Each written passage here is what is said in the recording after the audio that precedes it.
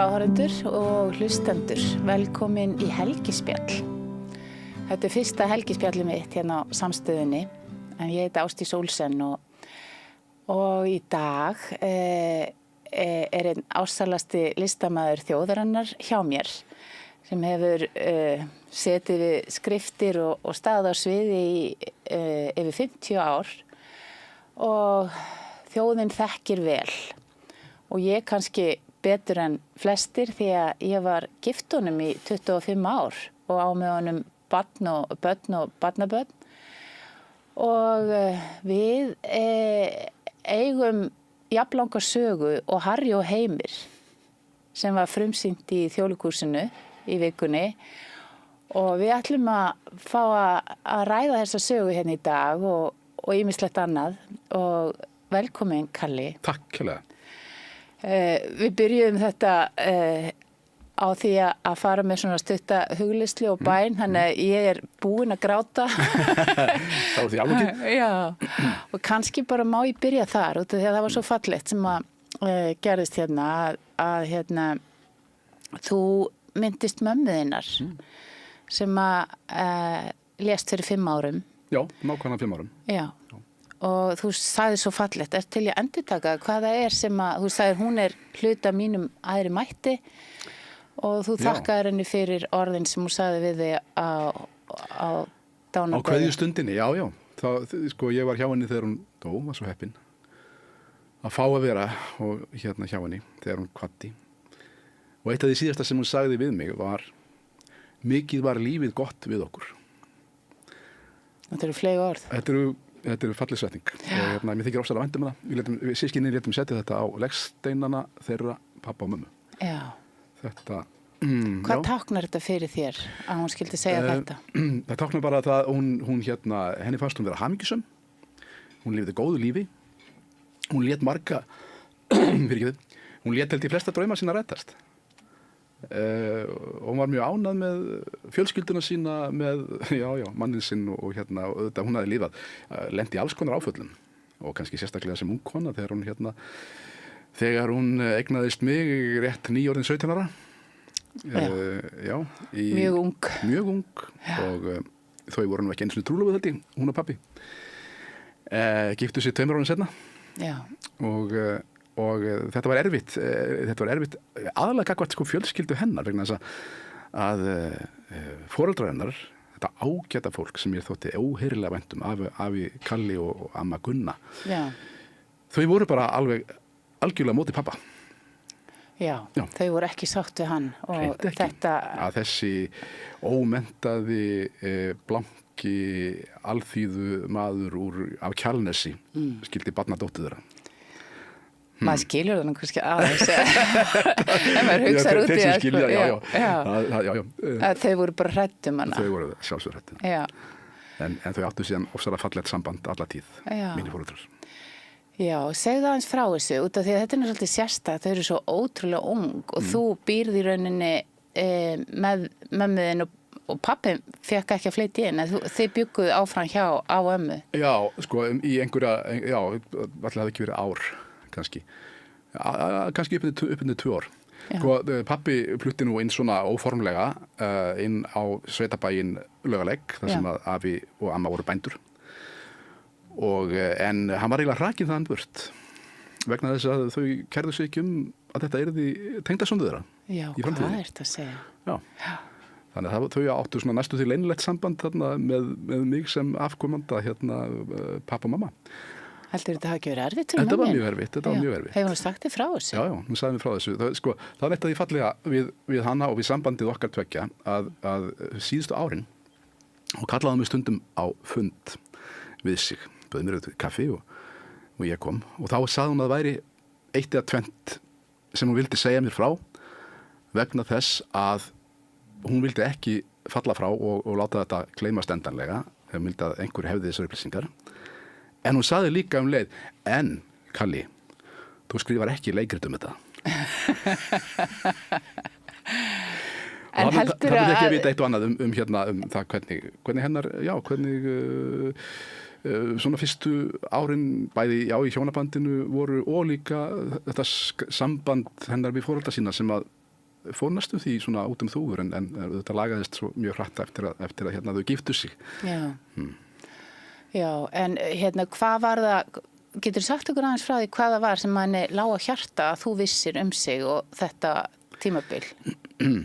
Já, hún vildi til dæmis að ég vissi þetta með hvernig hérna pappi var hrakinn eiginlega frá henni. Hvað gerðist síðan og hvað varð til þess að hún ákvað að standa algjörlega með sjálfur sér og giftast þessum unga manni, þessum unga dreng og stofna til, já, ævilangs hjónabands með honum. Og mjög hamingjuríkt hjónaband. Algjörlega. Alveg, þau voru einstakir vinir. Já, þau voru það. Ásæla. En svona það sem hún nefndi og var kannski svona örlaga punktur í þeirra sögu og stóð kannski undir þessari endanlega ákvörðun hennar var að hún misti fóstur. Næsta barn á eftir mér. Já, ég vissi það ekki. Nei, þetta vissi ég ekki fyrir hún sagði mér þetta fyrir örfáum árum. Já. Og það var stórslys. Gerðist bara út á götu. Á göngutúr. Hvað segir? Já. Það sem hún var að ganga inn með mig með sér og hún kom úr strætó. Kannski bara 17-18 ára? Já, 18 kannski, já. Hvað segir? Mikil lífsreynsla fyrir unga stúlku? Mikil lífsreynsla, verulega. Og hérna, og þetta varð til þess að þau fengu sjokk held ég. Hún var flutt inn á neyðarmóttöku og hérna inn á spítala og pappinn og mamma fengu allt í einu sjokk og fannst eins og þau ættu kannski sök á að hvert hún væri komin. Hvað segir? Hvað væri framöndan? Þannig að upp úr þessu Kenndu sér einhver leiti einhver leiti á þess að viðurkenna nokkuð tíman, viðurkenndi það aldrei. En hún fann það. Hún sagði við mig, svo giftum við okkur þarna einhverjum vikum setna á aðfangadag 1959 og það var ekki haldin veisla. Þau giftu sig bara ein hjá presti. En þegar þau komið heim hérna kvöldið, heim í litlu íbúðuna í Hátunni sem þau höfðu tekið á leigu, þá var búið að senda þeim hjónarum í brúðkaupsgjöf. En hún sagði, ég vissi þetta var frá pappa og mömmu, en þau sögðu það aldrei. Hvað segir? Það var ekkert merkispjald af þessu hjónunum.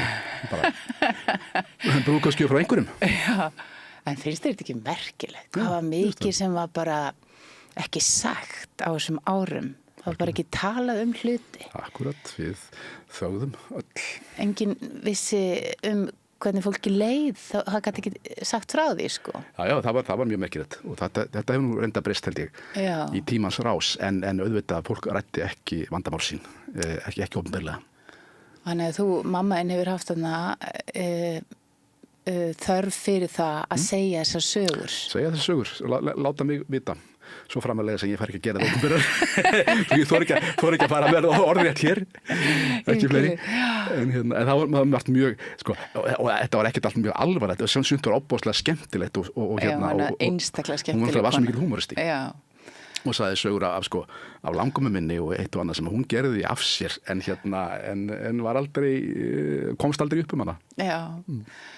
Og dætur okkar eru ofta vitna í munni sko, með alls konar grallaraskap sem að hún gerði svo mikið grína sjálfur. Hún var alveg sneiðingur í því. Það var alveg einstakt. Sko. Já, það var einn af hennar stóru styrkleikum. Já. Heldur þú að hafa verið húmórinn frá henni? Ég veit ekki hvort að hann hérna argengur eða hvað, en allavega þau voru bæði mjög fyndin og miklir húmóristar, pappi og mamma. Og þetta spauguðu mikið sín á milli. Og við okkur, krakkana. Já, það hefur verið menningin á heimilinu. Já, ég var alveg upp við mikla komik. Já. En fyrst við erum að fara inn í þessa sögu, þú veist, hérna, þá kannski dettur mér í hug akkur þú ferð út í leiklist og út af því ég man eftir að þú sagðir einhvern tímann, það var á sviði sem að þú fékkst sko einhverja svona viðurkenningu og aðdáun sem að svona kveikti á þessu. Ég get búið til karaktera sem að eru elskaðir. Kom mér eiginlega mjög óvart vegna þess að ég man sko þegar ég var beðin að leika í fyrsta skipti, ég sagði þvert nei. Mér datt það ekki í hug. Þú varst bara mjög ungur. Já, þá var ég kannski bara 10 ára, 11 ára. Þannig að einhver var búin að sjá að þú gætir þetta. Kennarinn minn, Ásgerður, Já. sem að var einstök manneskja og ég er endalaust þakkláttur fyrir að hafa haft hana sem kennara, aðalkennara sko, í 10, 11 og 12 ára bekk. Býtu, og þá ertu fluttur upp í Mosó, þá eru þið, pappa og mamma búin að byggja húsið í Mosó. Já, og ég er í varmárskóla. Já. Og Ásgerður velur mig í hlutverk, því að hún var svo mikill leikstjóri. Hún leikstýrði alltaf öllum verkum sem sett voru upp á barnaskemmtunum. Og hún hafði valið mig í hlutverk og ég sagði nei. En henni fannst það ekki alveg marktækt, svo hún aðeins suðaði mér. Og svo gafst ég upp, það tók nú ekki langan tíma, kannski korter að hugsa málið. Já, ég skilji, það þurfti ekki að suða mikið, einhvers staðar var kannski löngunin. Já, og ég lét þetta eftir henni. Og kannski vildi ég bara líka gera kennarana minni til geðs, ég veit það ekki. Já.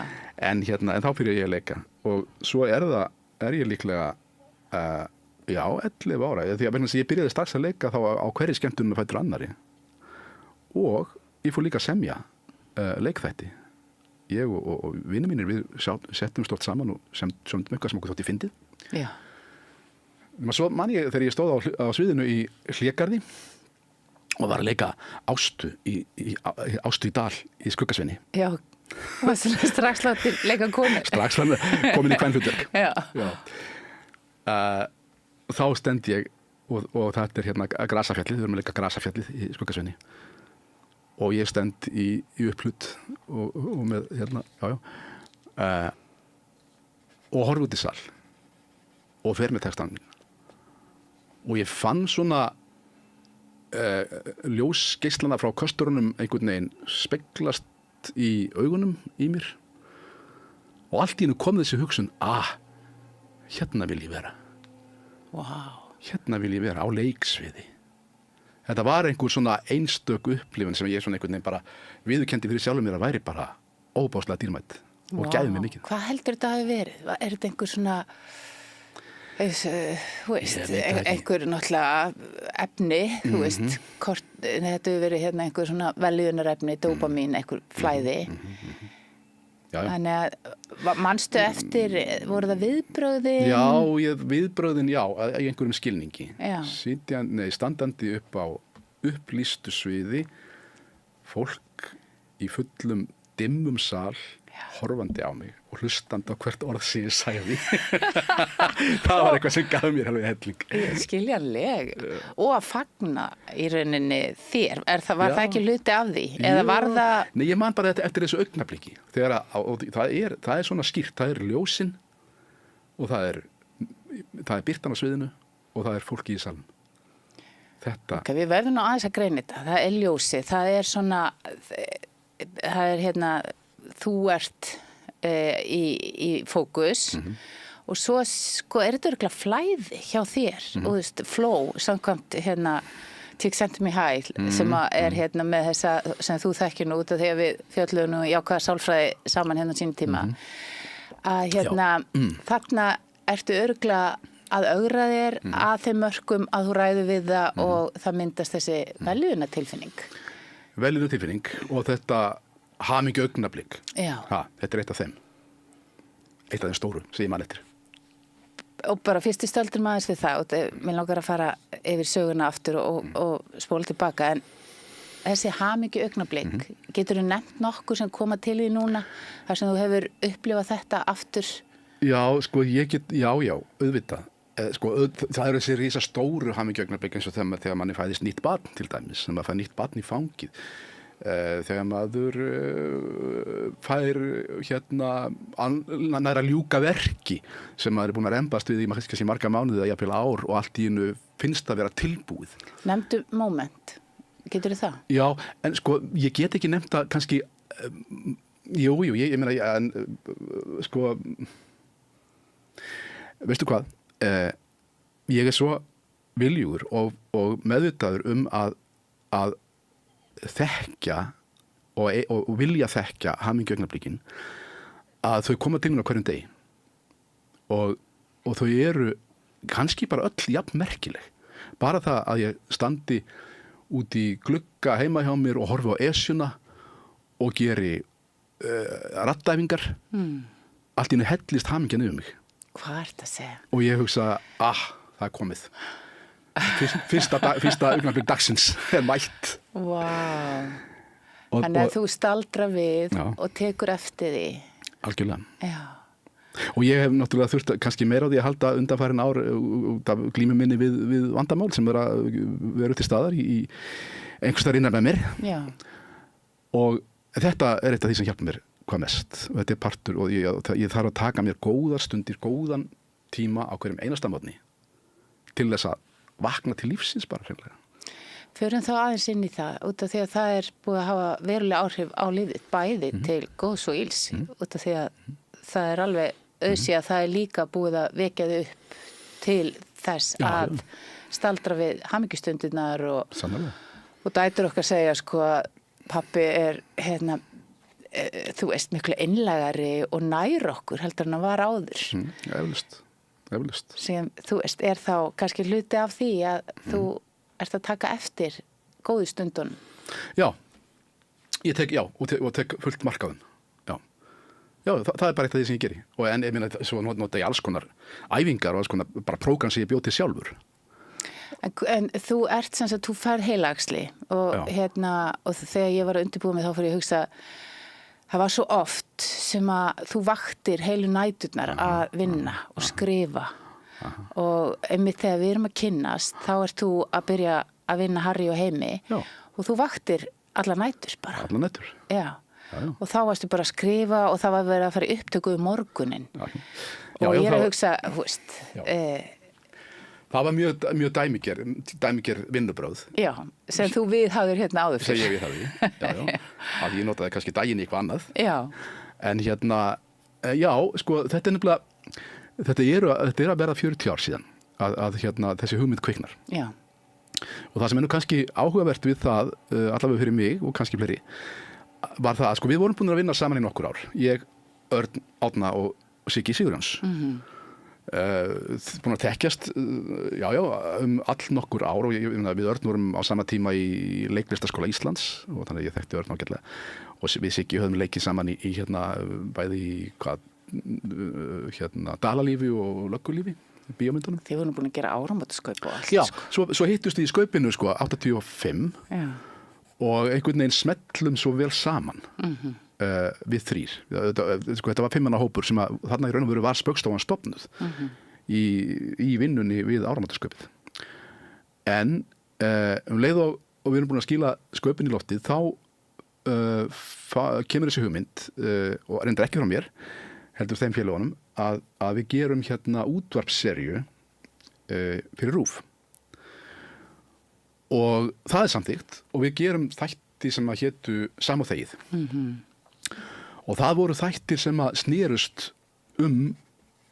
pólitík og fréttir og íslenskt samfélag og dagskrá RÚV.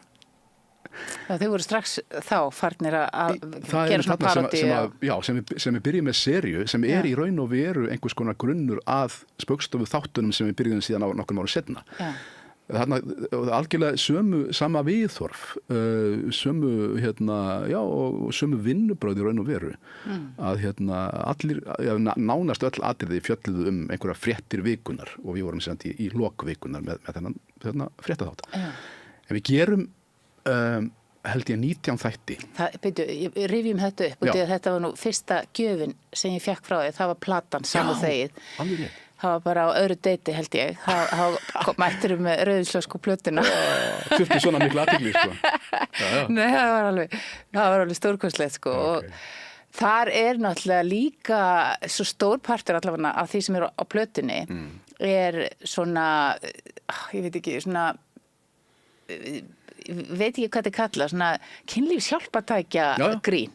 Já, það var stór partur af því sem þið voru að gera í þessum þáttum. Það voru þessar uppblásnu dúkkur endalaust. Þá voru kynlífshjálpartæki nýkomin á markaðinn á Íslandi. Já. Svo við gerðum mikinn mat úr því.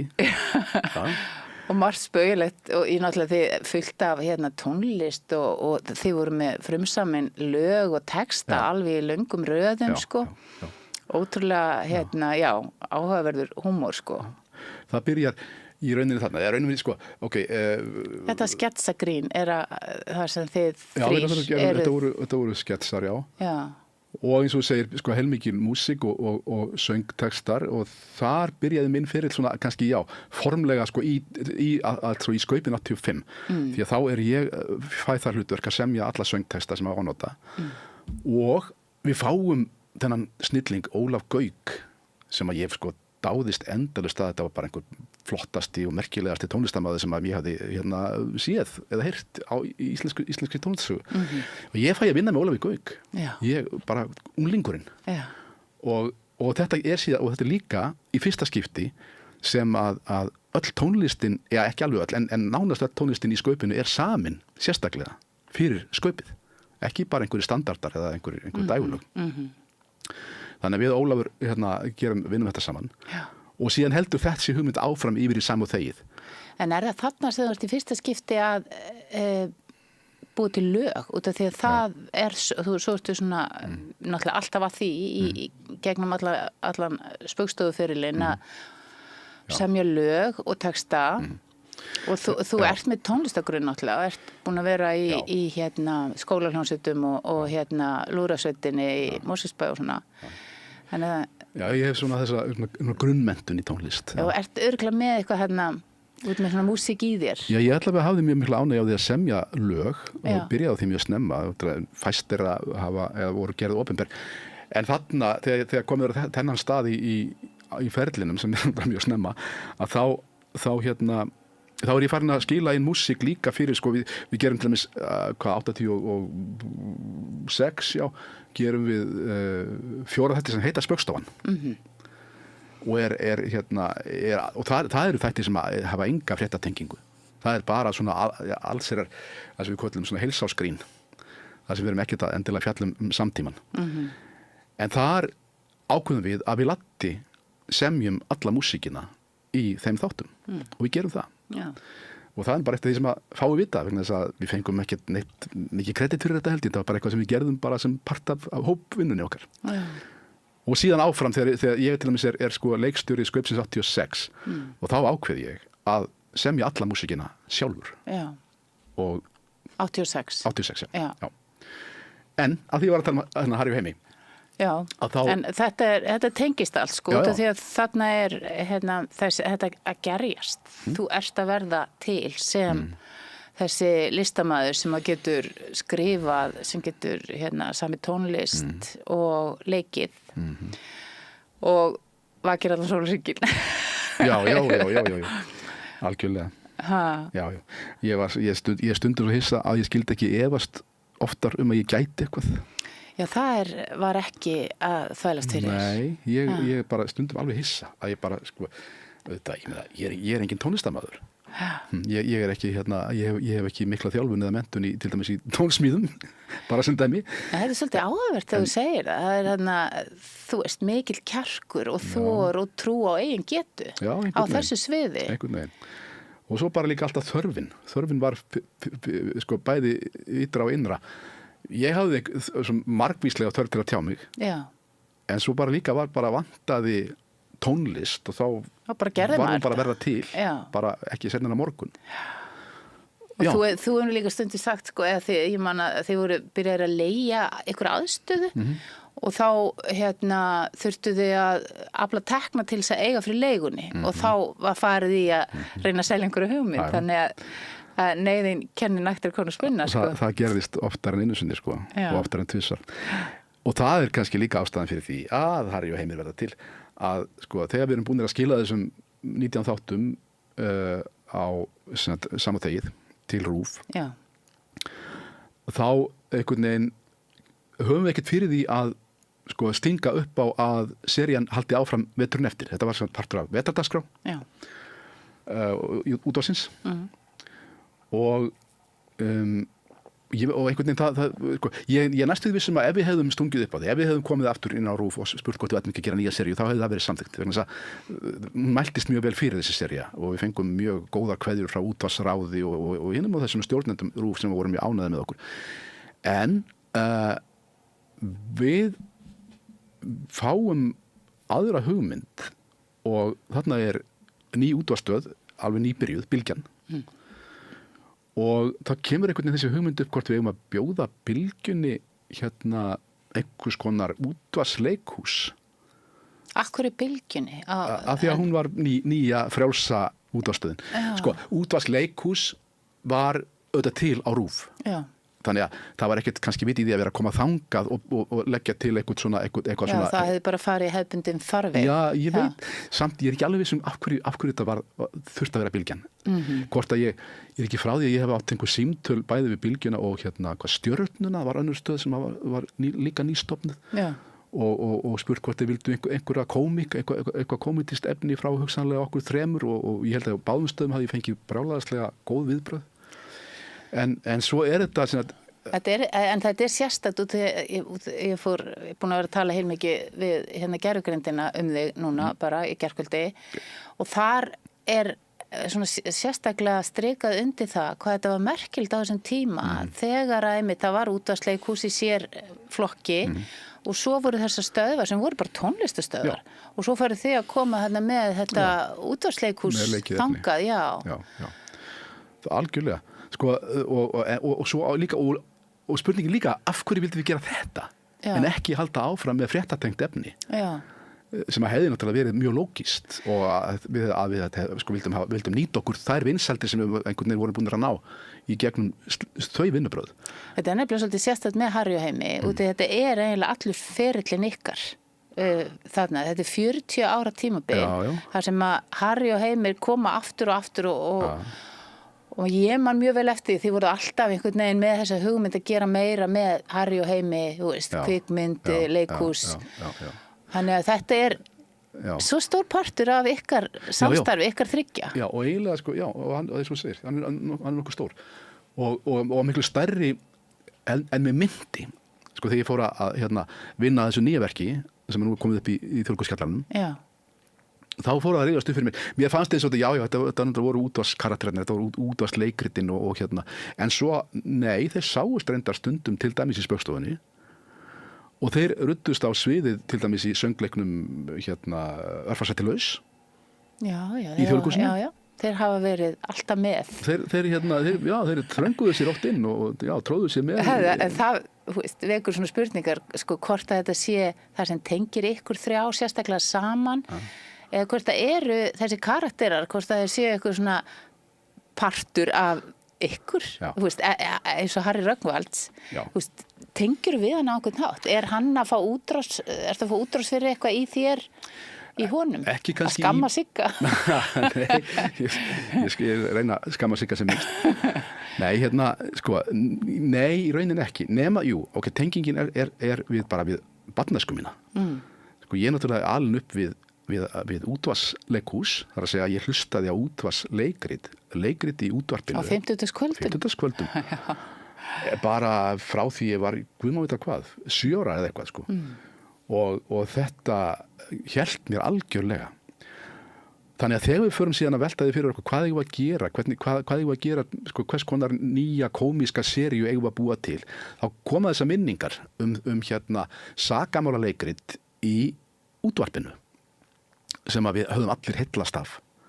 Svo við förum að henda millakar hugmyndum það, hverjir þetta og það kemur þessi hugmyndum þessa seinheppnu einkaspæjara sem að lendi hín á þessu og oft bara einhverjum mjög absúrt hlutum. Og þetta fangar okkur, sko, þarna finnst okkur þetta greinilega að vera rosalega spennandi verkefni að sería sem ekki að tengjast fréttum, ekki að fjalla íslenskt samfélag, ekki að fjalla íslenska pólitíkusa, heldur bara sjálfstæð saga og oft að tíðum bara mjög heimskuleg. Já, en samt með þetta svona stutt leikrit upp á endir og það eitthvað sakamál sem það list. Algjörlega. Og stundum hafa þau vísun í eitthvað sem ekki endilega alveg absúrt. Allt í þetta mér í hug, sko, danski þátturinn sem fyndnasta þegar ég bara á æfuminni heyrt, sko. þar sem að fólk var að deyja úr dönsku. Já, einmitt. Út af því að hún var svo leiðileg. Já, það fólk við þessu illa við hana. Já. En hérna, og þá eitthvað svona þema sem tekið fyrir í þessum þáttum.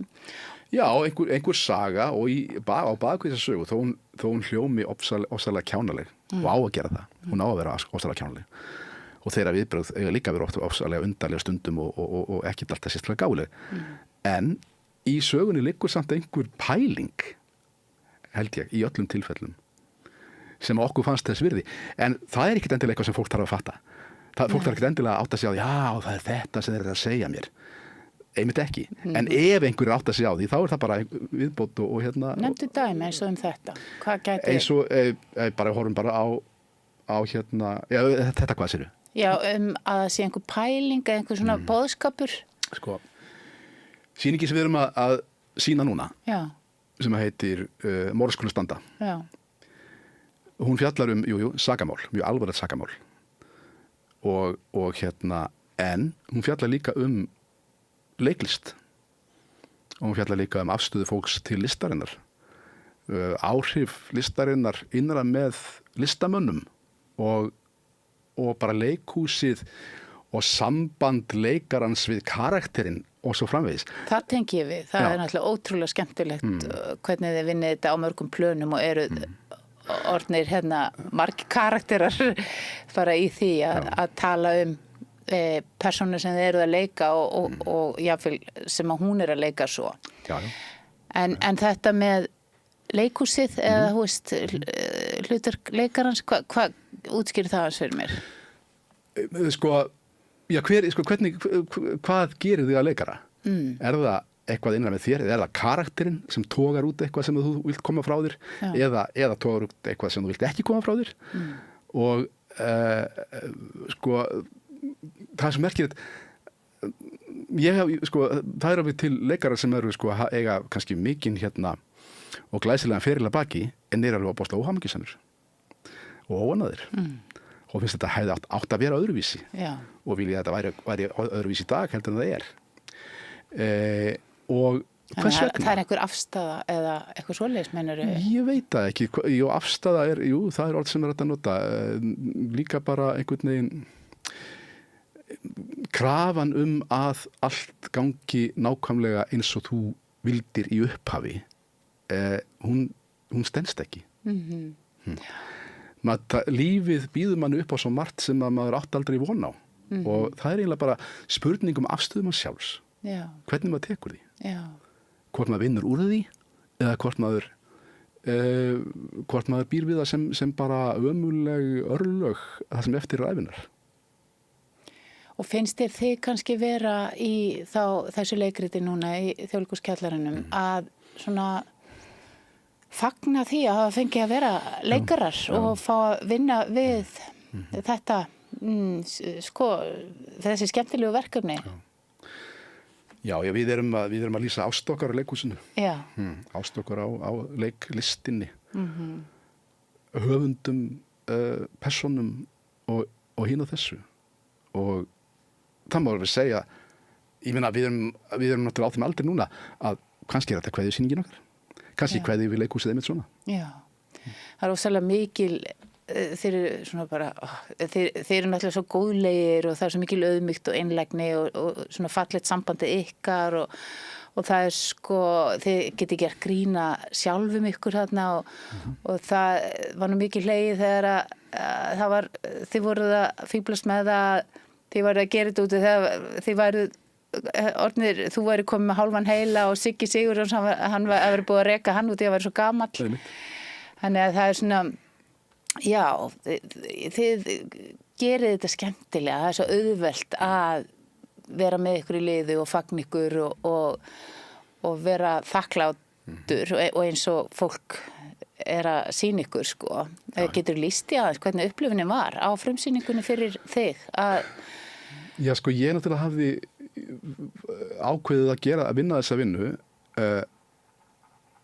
upp á von og óvon vegna þess að ég var búin að vera að berjast við breytta starfsemi í heilanum í mér og fleiri vandamál sem ég bý við bara dagstaglega líkamleg og já, og náttúrulega andleg. Og Segðu það aðeins frá því, það eru þannig að hvernig myndir þú lýsa þessu? Það er taugaverkir sem þú ert að situr uppi með eftir aðgerðina. Já, einmitt. Það varð einhver löskun á taugamiðstöð í heilanum. Já. Þannig að ég glími við þessa þrendartaugalöskun sem að lýsi sér þannig að ég er með verki í andlitinu vinstra megin. Skilabóðin frá þessari heila miðstöð er sársauki. Það er venjulega eitthvað annað sem þessar taugar eiga að bera til mín, en það er bara einhvern veginn rugluðust og trufluðust svo mikið. Hérna vinstra megin, finnur þú fyrir þessu núna? Já. Hvernig er það? Er það bara svona einhver strengur? Nei, þetta er bara verkur sem að leggur og það er svona stigsmundur á þessu. Já. Stundum er þetta bara hreinn og klár verkur, stingur eins og akkurat núna. En stundum er þetta doði. Ertu kvalinn núna? Kvalinn er ekki orð sem ég nenni ekki að nota það. Það er, ég er bara, ég veit af þessu, ég bý við þetta. Já. Ég þarf að horfa fram hjá þessu, eins mikið og ég get. Já. Og ég reynir náttúrulega að láta ekki á þessu bera. Og þú nærð að gleyma því á einu milli. Já, en aldrei langar stundir samt. En ég meina, jú, kannski ef ég er að horfa skemmtilega bíómynd eða eitthvað, þá kannski gleymi ég þess í hálftíma eða eitthvað. Ef ég er að lesa góða bók eða eitthvað. En Og er eitthvað sem að hjálpar þig með þetta? Hvað er það helst á? Út af því að það er þetta algengt? Nei. Þetta er mjög sjaldgæft sem betur fyrr. Já. Þetta er út af því að í aðgerðinni, þegar að heilaæxlið er tekið sem að góðkynja, þá er skorið í þessa eða skemmt sem verður hérna. Ég held hún hafi ofhitnað. Já. Þessi taugamiðstöð. Já. Ég veit ekki nákvæmlega hvað það er og það er ekki hægt að greina það neitt. Þetta var eitthvað sem gerðist. Já. Og ég er svo sem farið í nokkrar rannsóknir síðan að því að auðvitað er erfitt að sætta sig við þetta. En þó að það sé kannski það eina sem maður getur gert. En sko, já, þetta er eins og ég segi, stundum er þetta stingur, stundum er þetta doði, eins og maður hafi verið, tannlæknir hafi sprautað 4 sprautum í mann. Já, hvað sér? Og stundum er þetta stundum er þetta svíði, deyfður. Og það er nú kannski líka það sem að kannski gerir það að verkum að fólk verður stundum vart við þetta, að ég verð stundum óskýrmæltur. Já, ég sé engan munaður núna, en þú veist, ég veit alveg að á tímabili þá var svona minnisvandamál. Það var stórt minnisvandamál og ég tókst náttúrulega á við það. Og þá hlófum við nú að því að þú væri komið með svona meðalminni með okkur hinn, þá hefur þú alltaf verið svo ótrúlega minnigur, Já, kannski þess vegna var erfiðar að sætta sig við þetta. Já. Að vera allt í einu búin að missa minni sem var eiginlega bara mjög gott hjá mér. Já, það var alveg límheila myndir. Allt var bara eins og uppflettibók fyrir alla, Og það einhvern veginn þurrkaðist svona að stórum hluta út. Já. Og var það ekki líka óþarfi? Það er þetta googlið allt saman. Jú, en það sem gerist líka var það að ég misti bara 75% af orðaforðanum mínum.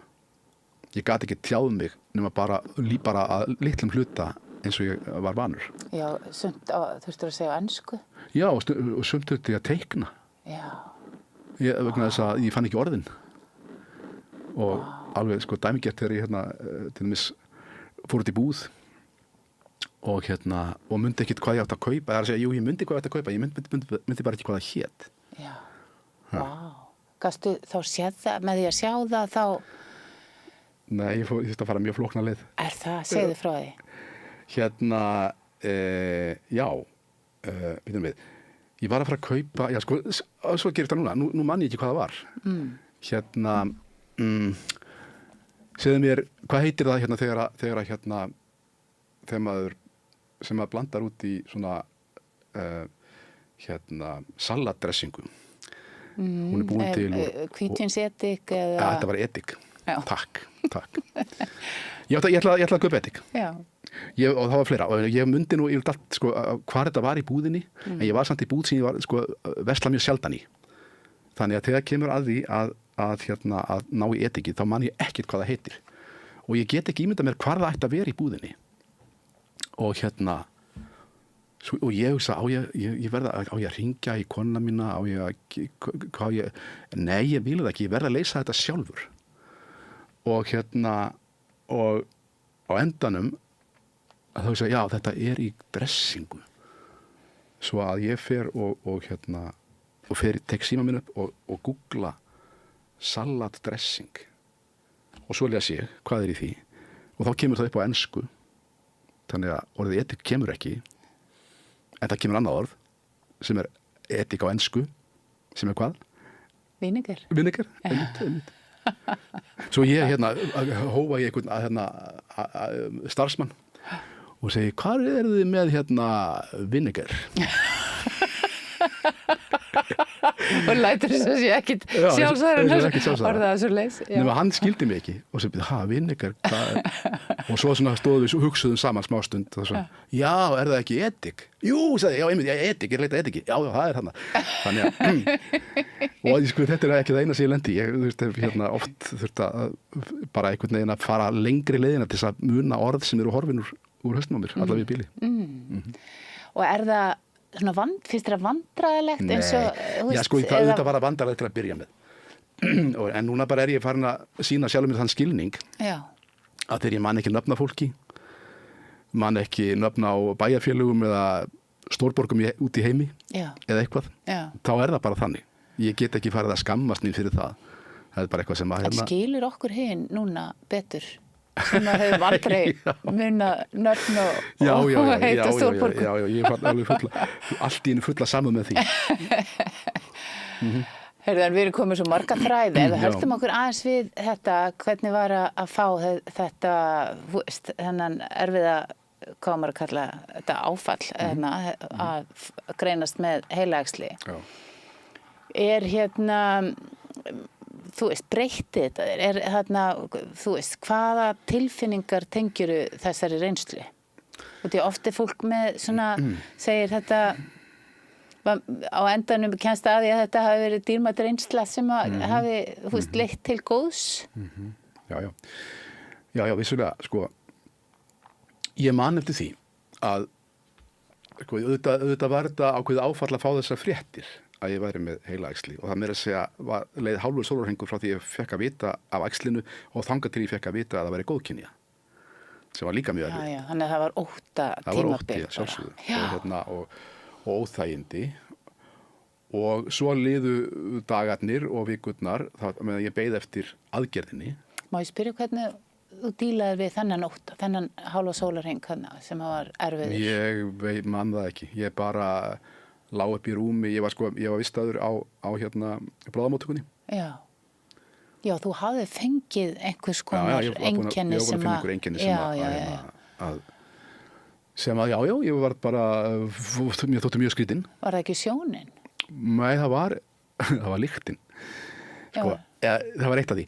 Ég var að vinna upp í Þjóðleikhúsi, var að vinna að sýningu á Hvað sem þið viljið, Shakespeare var þýðing eftir mig og leikgerð eftir okkur Ágústi Skúla og við vorum að vinna á fullu í Þjóðleikhúsinu og ég fór allt inn að finna einhverja undarlega tilfinningu í höfðinu þar sem að einhvern veginn ég fór að svima og mér varst einhvern veginn ég missa fókus og svo fann ég þessa óbúðslega undarlegu lykt og þetta stóð kannski nokkrar sekundur og fór og þá reyndi ég að muna hvaða lykt þetta hefði verið og gat það ekki og þetta var svo fyndið, þetta gerðist sko aftur og aftur og ég hugsaði, ég ætla að muna þessa lykt þetta er, nákvæmlega þetta er og svo sagði ég eitthvað orð í hausnum hvort ég sagði olíulykt eða brunalykt eða eitthvað en leið og lyktin var farin þá gat ég ekki muna hvaða lykt þetta var. Hvað segir? Manstu hvaða lykt það var núna? Nei, ég man það ekki. Þetta er eins og draumur. Þetta er eins og þegar við erum að reyna að muna drauman okkar, þá er það akkurat svona, ég ætla að reyna að muna þetta, en svo er það farið. Mér finnst orðið sko brunalykt mjög sennileg núna. Nálægt, já. Nálægt, en svo kemur eitthvað orð svona eins og gerviefnalykt eða eitthvað svoleiðis sko. Skilur akkur þessi lykt kemur? Nei, þetta er einhver skilabóð frá heilanum sem að enginn getur útskýrt Ég hef sagt nokkrum læknum frá þessu og það er enginn þeirra átt að sjá því hvað þetta gæti mögulega hafa verið. Nema bara þetta, að það er æxli í heilanum sem farin að þrýsta á einhverjar tauga stöðvar. En þetta vekur svona forvitni hvað lykt er. Já. Þú veist, út í að við tengja við eitthvað sem er fyrir utan okkur og kemur inn þefskinni, sko, en svo en svo náttúrulega fer ég bara heim og ég verða að láta af störfum að því að það er búið að greina mig og ég er að bíða eftir aðgerð. Þannig ég þarf að láta störfum til mig sem formaður rithöfundasambandsins, ég þarf að hætta að vinna niður í Þjóðleikhúsi í kringum þessa pródusjón og eiginlega bara sitt og bíð og það sem gerist er það að ég fer að tek teikniblokk og fer að teikna eitthvað, endalaust. Við veit ekki alltaf hvað það er. Og þetta er fyrir aðgerðina? Fyrir aðgerðina. Já. Nú er ég að tala bara hugafærið, sko, hvað breytist í höfðun á mér. Já. Og kvöldið áður en ég fer í aðgerð, sit ég með teikniblokk og ég byrja alltaf inn að skrifa og áður ég veit af, þá er ég búin að skrifa 150 sinnum ég elska þetta líf. Og ekki það að ég hafi ekki gert það áður, en þarna tjái ég sjálfu mér það bara að ég ætla að leggja á mig alla baráttu sem að þessi veikindi kalla á vegna þess að ég elska þetta líf og ég ætla ekki að yfirgefa það strax. Já. Og þetta er svona... Fannst þér eins og þetta kæmi til þín einhverstara frá eða var þetta bara þú að segja þér þetta? Já, ég held að. Þetta er bara mín tilfinning sem ég vil bara orða svo ég átti mig á því að... Þú ætlar að berjast. Já, og af hverju ætla ég að berjast. Já. Þannig að, já. Og svo náttúrulega bara fer ég í aðgerðina og svo bara hefur lífið náttúrulega breyst brjálæðislega þegar ég vaknaði með þess að ég get ekki hugsað skýrt og ég veit ekki, og mat sem ég man ekki og minningarnar mínar eru fannar að hrærast saman og ég veit og bara fær kannski strax áhyggjur af því að ég get ekki einu svona sagt sko börnunum mínum eða barnabörnum frá ævi minni vegna þess að ég man ekkert hvað gerðist hvenar og hvað tengdist hverju og svo framvegis. Og það er þá sem ég fyrir að... Þetta er ótti líka, skelfingin yfir því að missa getuna, já, er það ekki? Jú, það er það. Já. Og hvernig tilfinningar er það bara svona, þú veist, já... Já, þetta verður bara, sko, þetta verður að veru svona hugsunin byrja þarna að ég verði það bara að vinna í þessu. Já. Og eins fljóttu ég get, þá fer ég að setjast niður og punkta hjá mér minningar. En þú rennur líka blind í sjóin með það, hvað kemur tilbaka? Já, en mér tökst samt að íta því einhvern veginn í rétta átt. Já, með þægilega jákvæða afstöðu sem hjálpar alveg örugglega í gegnum þetta frá mömmuðinni. Já, takk fyrir að segja það. Já, ég hafði í raun og veru strax, og ég hef alltaf haft jákvæða afstöðu, en þarna sko vissi ég svo vel af því hvað ég þyrfti að standa með sjálfum mér. Og hvað ég væri sko... Já, að ég væri svo eini sem gæti hjálpað mér í raun og veru auðvitað. Ég meina, ég var settur í endurhæfingu og fekk sko minnistþjálfara og var í líkamsrækt og allt slíkt í tengslum við þá þjálfun. En stærsti parturinn af henni varð samt sá að ég sat og skrifaði minningar mínar. Já. Og þetta varð á endanum að bók. Já. Sem kom út á síðast ári og heitir Fíbl sem ég var. Já, Fíbl sem ég var, já. Og leiksýning náttúrulega, já, en hún var reynda búin. Og átt að vera kveðjusýning. Já, og ég lýsti því bara yfir að ég var hættur að leika. Og svo gerist þetta. Já. Bara kortir í senna. En þarna, þú veist, er líka, kemur upp hjá þér að það verður svo mikið þörf fyrir að ná utanum þetta líf, ná utanum þessa sögu og þú ferð að halda mjög vel utanum verkin þín og þú er búin að vera að gera það núna undanfarin ára að svona virkilega ná utanum þetta líf sem þú hefur átt. Eitt af því sem ég áttaði mig á þegar ég svona fór að ná meðvitund aftur eftir þessa aðgerð var að sko ég hef skilað frá mér alveg óheyrilegum fjöldaverka. Já. En þau eru ekki all til. Svo ég fór að reyna að leita þau uppi og tókst í raun og veru að finna eiginlega ótrúlega mörg, en ekki öll. Það eru vísverk hérna sem ég hef skrifað og sendt frá mér sem að hafa glatast. Og, Já, bara handritin sem voru vélrituð í gamla daga til sem dæmis, ekki til í tölvu og diskum. Já. Ég dæmis hérna skrifaði kvikmyndahandrit sem að ég fekk, sem átti að verða bíómynd, fekk styrk og átti að heita hún átti að heita hérna Draumur í dós. Já. Sem skrifaður út í Ameríku? Nei, ég skrifaði hana á Íslandi og sótti til kvikmyndamiðstöðvar og fekk styrkin. Já. Og ég var komin í samstarf við hérna danskan framleiðanda og íslenska framleiðanda líka en svo bara dagaði þetta uppi, því miður. Hvað er það, Draumur í dós? Þetta fjallar um hérna konu sem vinnur við að þrífa flugvélar. Já, er það? Já, ok. Og lendir í miklu persónulegu ævintýri í tengslum við flugstjóra. Já. Og þetta er svona, þetta er komisk saga. Ok. En gerist í hérna. Og hefur ekki verið, þú verður ekki haldið áfram með það? Nei, sko, þegar að hérna þetta dagaði uppi og við bara, ég bara skilaði styrknum sem ég hefði fengið af því að ég sá ekki fram á að þetta er gert á næstunni. Þá var bara einhvern veginn var ég farin að endurræsa Spaugstofuna minni mig eftir nokkuð hlé og ég hafði bara ekki tíma til þess að sinna þessu. Svo þetta bara einhvern veginn eins og ég segi, strandaði og handritið týndist og er ekki til. En hvar ertu með allt þetta efni núna? Ég er bara búin að safna þessi inn á hérna geymslustöðvar. Já. Hérna. Ertu með þetta á einhverju skýi eða? Já. Akkurat, þannig að það er komið svona, þú er búin að ná utanum þetta sem að þú fannst að skipti verulegu máli, sem er kannski að sama mammaðin var að gera þegar hún fór að kalla þig til sín að ná utanum þetta og að það, þetta sé til sagan manns. Já. Þannig að þetta er mjög stór partur af þessu til. Já. Já, en við erum nú með svo marga þræði í gangi og við finnst svona eins og þetta með að fá heilaæxli, ég veit ekki, maður kallar maður þetta sjúkdóm eða veikindi eða... Ég segist nú, ég líti ekki á mig sem sjúkling, sko. Nei. En þetta er einhvers konar, þetta er vandamál. Já, kemur upp þarna vandamál. Já, orðan bara þannig. Akkurat. Þannig að upplifir núna eins og sért að bara hafi fengið þá einhvern þroska og reynslu út úr þessu og situr reyndar uppi með þessa verki en svona nokkurt veginn búin að ná þér? Að stórum hluta, já. Og ég get ekki annað en vera ánægður með það og bara þakklátur fyrir það hvað ég hef komist langt og hvað mér hefur verið leyft að komast langt tilbaka. Og það er margt sem ég hef gert og ég meina, ég bara fór að, til dæmis, mér hafði langað í fjöldamörg ára að syngja í kór. Já. Ég lét það eftir mér, að ganga í kór. Ég fór líka að hafa samband við gamla vini mína og hef lagt bara þunga áherslu á það að hitta vini mína sem oftast yfir kaffibolla. Rækta sambönd.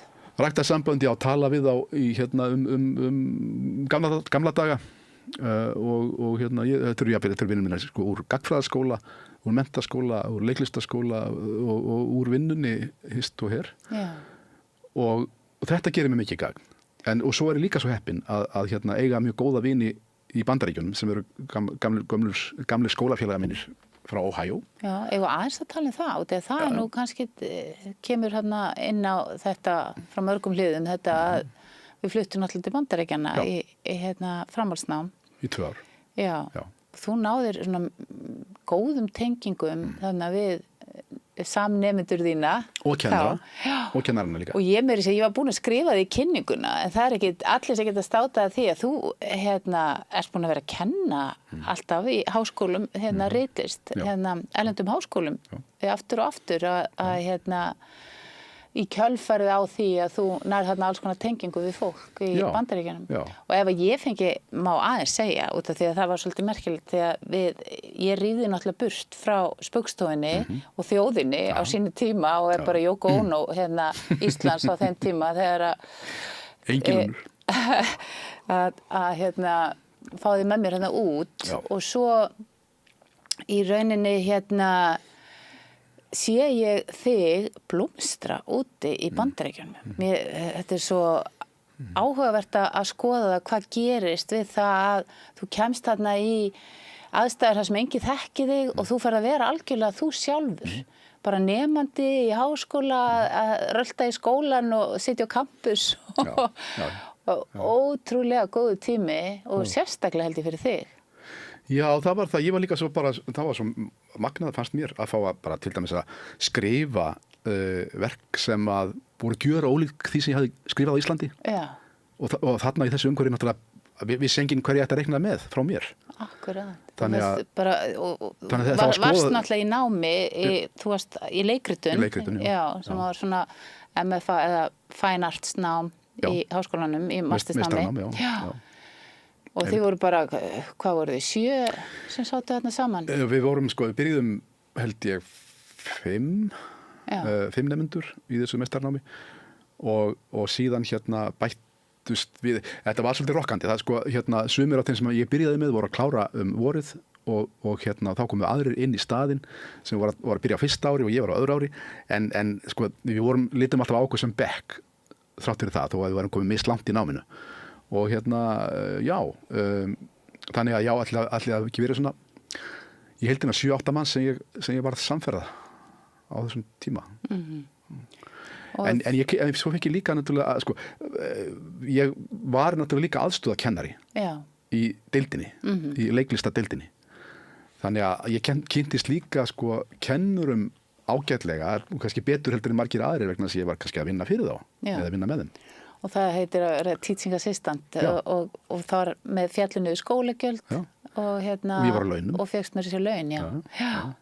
Þannig að þetta var svona frábært tilboð sem ég fékk. Og þóttir náttúrulega mjög sérstakur maður sem var búin að skrifa sjónvarpsþætti og halda úti merkilegum menningarviðburðum á Íslandi. Þú varst með flotta ferilskrá. Það er líka svolítið fyndið að ef við sóttum 4 skóla í Norður-Ameríku, 1 í Kanada og 3 í Bandaríkjunum. Og svo komu svör og ég átti allavega kost á að koma í 2 aðra skóla. Þessi Ohio, 1 í Texas og 1 í Iowa í mannrétt. Og og Vancouver var það sem við vildum helst. Já, gjarna viljum vera. Þar fengum við ekki skólapláss. En British Columbia, var það ekki? Jú. Já. Og svo fæ ég þetta tilboð frá Ohio University. Bara ég ætla að staldra við það. Þú manst allt miklu betur en ég. Það er bara svo að það sé sagt. Þó að þú sé búin að fara í gegnum þetta og sett með hálfan heila, þá manstu þessa sögu og mínar minningar, ég hugsaði oft það eftir við skildum, þá leiði mér svolítið eins og ég hef bara týnt helmingnum af minniskupp. Já, það var stór minniskuppur sem hvarf og ég fannst stundum að hringja og rifja upp og fá upplýsingar en allavega þú manst þetta. Já, svo, kannski eina af ástæðunum fyrir því að ég man þetta er það að prófessorinn minn, Seabury Quinn, var mjög þekktur og svona umræddur prófessor við OU.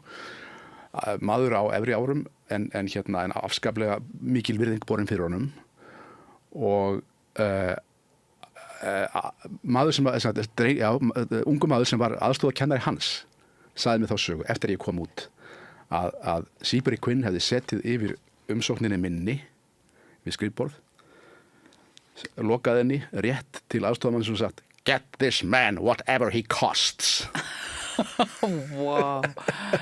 Vá, ég man þetta Seabury. Hann var sérstakur, mjög sérstakur maður. Vá, þannig að þeir áttuðu sig á því að það væri snillingur að sækja hjá þeim. Allavega maður sem þið vildu sækjast eftir að kæmi og kannski að þið gætu lært eitthvað að minni reynslu. En sem að hann reynda sagði, því að hann sagði, ég var mikið í engatímum hjá honum og hann sagði við mig oftar en einu sinni "It's you who's teaching me." Vá, magnað. Og skemmtilegt. Skemmtilegt, já. En þarna, skrifaður náttúrulega fullt af efni sem að, koma notum seinna og fékkst þarna svigrúm til að skrifa eins og þú sagðir án þess að þurfa að vera að selja. En fyrst þú segir það, að þá er samt ágætt saga sem að tengist Harry og Heimi frá þessum tíma. Já. Að sko auðvitað, já, ég var á launum og ég var á skólastyrk og allt það og við meira að segja þurftum ekki að borga húsalegu en við vorum náttúrulega fjölskylda og við þurftum að lifa á hinu þessu og þurftum að afla tekna og að því að ég náttúrulega var ekki á námslánum þá var ég að vinna oft fyrir Ísland við var með útvarpspistla í vikulega og ég þýddi leikrit fyrir Þjóðleikhúsið og Borgarleikhúsið og svo er ég það líður á fyrstu jólunum okkar úti og þá vantar virkilega einhverja peninga og ég hef sambandið Sigga Sigurjóns og Örn Árna og segi, getið þið mögulega selt Bylgjunni nýja seríu af Harry og Heimi? Það væri rosalega gott fyrir mig. Og þeir bara, lítið ekki að segja það tvisar, heldur fóru og töluðu við Bylgjuna. Og það kom tilbaka þessi ósk, já, við erum alveg meirinn til í það en við viljum hafa stuttaþætti og marga. og ég bara við samþykjum það allir. Síðan komum við heim í jólafrí. Ég fer niður í Brautarholt þar sem við leigðum vinnuhúsnæði og við höldum einn fund það hvað við viljum skrifum. Ég leikum með að við þurftum kannski að búa til einhverjar 7-8 sögur og til sem að mætti dekka í fleiri en einum þætti hverja. Og það kemur þessi eina hugmynd að gera leikrit sem gerist í Transylvaníu. Það sem er aðalpersonan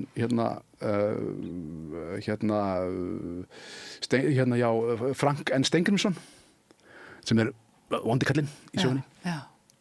Og svo kom ekki fleiri hugmyndir. Svo ég segi við strákana, ég skal bara byrja þessu og reyna að skrifa, tegja þetta upp í einhverja þætti, kannski 4-5 þætti og svo bara þurfum við að halda annan fund og reyna að koma með fleiri sögur. Og þeir fara og ég sest niður og ég byrja að skrifa. Og ég náttúrulega líti á klukkuna og segja það ekki hægt að halda fleiri fundi. Svo ég held áfram og ég sit í 2 sólarhringa án þess að standa upp frá tölvunni nema bara til að fara og pissa eða ná mér meira kaffi. Og ég skrifa 40 þætti á 2 sólarhringum. Ég sofnaði ekki augnablik, sko. Þetta er náttúrulega og svo voru þessi þættir, 40 þættir teknir upp á einum degi. Já. Og svo tóku bara flugið daginn eftir. Út. Þetta er rosalegt. Þetta er bara alveg rosalegt. En þetta er eins og ég man eftir, sko. Það valla að það truflaði fjölskyldulífið að þú værir að halda öllum þessum boltum á lofti, sko, út af því að þú gekkst svo nærri sjálfum þér. Já, ég gerði það, en ég líka bara, ég lagði svo mikið upp úr fjölskyldulífi. Já. Ég vildi svo mikið vera með börnunum mínum. Ég vildi njóta þess að vera með þeim á öllum aldri og þurfu ekki að segja skilið við þau. Já. Þannig að þú gerði það. Ég gerði það. Og fyrir vikið þá færði ég alltaf vinnutíman yfir á næturnar. Já. Og það var líka þannig því ég var að skrifa Spaugstofuna. Já. Að ég byrjaði kannski á handriti klukkan 11 kvöld og skrifaði til klukkan 7 morgunin og mætti svo í tökur með þetta handrit. Tölum aðeins þetta, út af því að þetta er það sem tengist okkar lífið svo mikið, sko, hvernig þú vannst og lengi framanna var það einmitt svona auðvitað varst að koma heim stundum eftir tökur á Spaugstofunni og þá varstu búin að vera sólarhringun saman einmitt að skrifa og í tökum og yfirleitt, kvöttustu á 15 mótnum og þú fórst í tökur og svo sá við það ekkert fyrir en oft bara eftir að Spaugstofan fór í lofti á laugardagskvöldum og þá var það einmitt, sko, og sumi muna það kannski að stundum voru þið að klára þáttinn bara eftir að útsending hófst. Já. Og það þurfti stundum að frestaðist sem það var ekki tilbúin. Já, þáttinn var ekki tilbúin. En svo náðu þið að svona þróa þetta þannig að þú fórst að geta unnið þetta meira framar í vikuna og og vera kannski heima einstaka sinnum á föstudagskvöldi, sko. Já, það breyttist með tímanum. Og kannski aðalega vegna þess að ég fekk að móta vinslutíman svolítið mikið bara fyrir samkvæmt minni þörf. Já. Að þá og ég þurfti líka að glíma við, sko, þennan skriftakvíða sem kom til mín. Af því að ég var alltaf kvíðinn að þurfa að skrifa þetta handrit og oftast bara alls ekki sannfærður að ég myndi ráða við það í þetta skipti, þó ég væri búin að ráða þau undanfærin 200 skipti. Sko. En svo þurfti ég bara að búa mér til reglu sem var það að fresta aldrei skriftunum. Og hún var svo að byrja á 50-dagsmótni klukkan 9 að skrifa, ekki kortir yfir 9. Já. Og bara með því að sko að beita sjálf mig þessum aga þá tókst mér að leiðrétta og smátt að losna við kvíðan að einhvern veginn að sanna fyrir sjálf mér að ég gæti þetta svo framalega sem ég byrjaði 9:00 og í rauninni sko merkilegt og gaman að geta rætt þetta við þig út af því að hérna, þú fær náttúrulega líka kannski einhverju speklun sem við örugglega aldrei tala þetta en hérna ég aldrei efaðist ég að þú gætir þú veist, þú myndir klára það af þessu og þú segir það núna fyrst já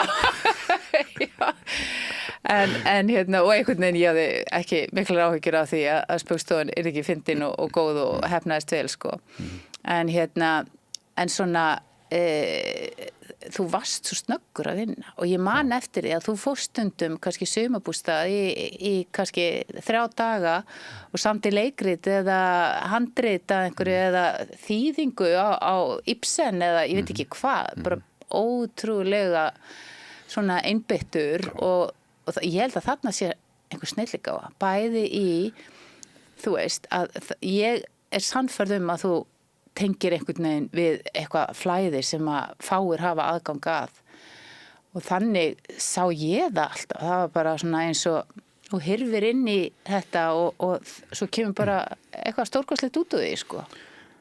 Já, takk fyrir það, takk fyrir kærlega sko, þetta svo merkilegt sko, maður getur og það það sem mér hefur kannski oft tekist að verða partur af verkinu sem ég að skrifa að renna inn í það og vinna það svolítið mikið innanfrá það kemur eitthvað sem að hérna eða ofanfrá já, eins og Andri Snær, hann lýsir hugmyndin að koma hér sko, og eru hérna þú hafðir aðgang að einhverju þarna sem að var sérstakt það sem að kannski klísulega kallað sko innblástur það til í raun að vera sko. það er eitthvað sem kemur til manns og jafnvel stundum sko, klára ég eitthvað verk og hugsa skrifaði ég þetta í alvöru og ertu þá hissa á því að það sé betra heldur en að þú gæti trúað eða kannski já að vissu leyti eða bara að þegar ég les það yfir aftur þá var bara margt í þessu sem kemur óvart og ég sagði, hvað var ég að pæla eins og einhver hafi bara unnið í gegnum já, ég alveg sannfærð kannski það bara þannig, það getur vel verið verður ekki fyrir einhverju svona upplifun jú. Lýstu því? Jú. Já, það er bara eins og ég að reyna sko, að hérna ég veit ekki, mér dettur í hug ein setning og hún dregur aðra setningu eftir sér og þriðju og þá kviknar ný hugsun sem að ég átti alls ekki von á og ætlaði aldrei að gera að parta þessu verki en hún þarna og svo hún verður að hluta því sem og þannig rennur þetta áfram þannig mótar sagan sér sjálf oft á tíðum. Þannig að þetta verður þægilegt flæði frekar en einhver svona áreynsla svona eins og fyrir mörg okkar sem erum að reyna að skrifa texta, það stanslust verið að einhvern veginn að hugsa og þar kannski streð og ströggla að koma orðunum, hú veist, raðaði rétt saman en hjá þér þetta bara svona eins og lýsir, hverfur bara inn í verkið og það flæðir. Það gerir það oft sko. Þannig að þetta þægileg tilfinning að skrifa. Já, oftast nær, já.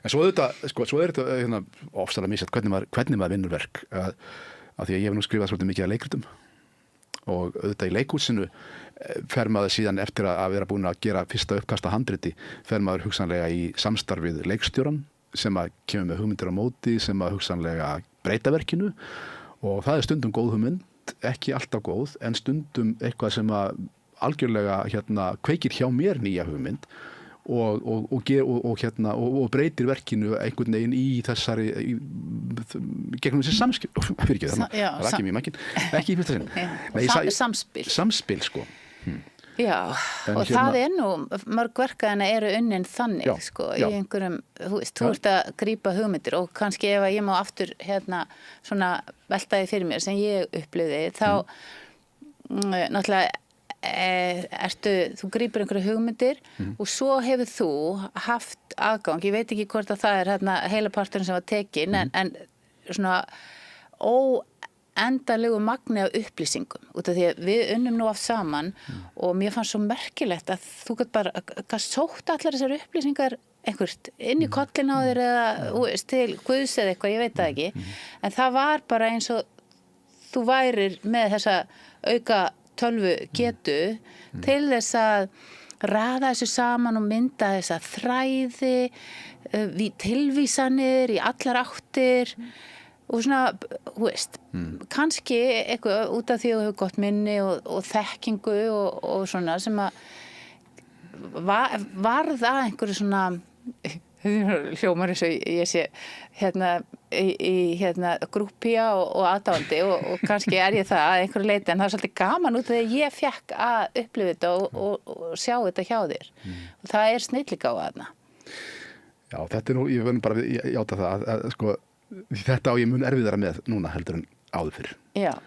Ég finn alveg sko að einmitt þessar tengingar við segjum bara mannkynssöguna, bara við söguna yfir höfuð, ekki eins sterk og ég stundum bara alveg eitthvað fráleitt. Oft sko man ég ekki eftir atburðum sem ég kunni utanbókar fyrir einhverjum árum síðan.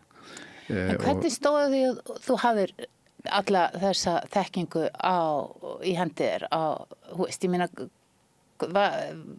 hvaðan kemur þetta út af því að þú við mörg hver sem höfum farið í gegnum sömu skólagöngu þú bara hafa mannkynssögunni í hendi sér eða Íslandssögunni eða bókmenntirnar eða þjóðmálin sko, já, allt þetta geta raða þessu svona saman. Já, ég veit ekki svo sem hvað ég get sagt við því. Ég las mjög mikið sem ungu maður. Og fylgdist ágætlega með og það kannski það, já. Ok, gott og vel, sko, til dæmis starfi eins og í Spaugstofunni gerði það verkum að ég og við þurftum að fylgjast ofboðslega rækilega með öllu. Við þurftum að fylgjast með öllum fjölmiðlum, lesa öll fréttablöð, horfa á allar sjónvarpsrásir og hlusta á allar útvarpsrásir til þess að vita hvað var í gangi í samfélaginu. Bæði hvað var helst í fréttum og líka bara hver stemningin, hvernig líður þjóðinni, hvað þjóðin að hugsa, hvernig látum við hvert við annað. Og þetta býr til einhvers konar, ég veit ekki hvað, bara heimsmynd eða samfélagsmynd í höfðun á manni. Já, þetta gerist nú samt eitthvað fyrir. Þú hefur örugglega snemma einhvern veginn náða að tengja þekkingu inn á einhverja rásir og eitthvað svona, sko, sem að mér þótti allavega merkilegt, kannski út af því að ég og ekki auðvitað með þetta.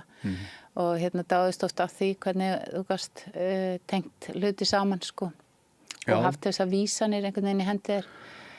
Já, ég örugglega réði ágætlega við það og það gerði kannski sumt að þessu einfaldara fyrir mig. Þú þurftir ekki að setjast á þjóðarbókhlöðun og fletta upp, sko. Það er eiginlega það sem ég á við, það er með ólíkindum. Ég þurfti ekki eyða tímanum í það, sko. Nei. Og þú veist, mér finnst svolítið gaman að tala um þetta. Ef að þú myndir orðaða með þínum orðum, hvað var það sem að gerði þig svona færan í þessu að skrifa til dæmis eins og Spaugstofuna?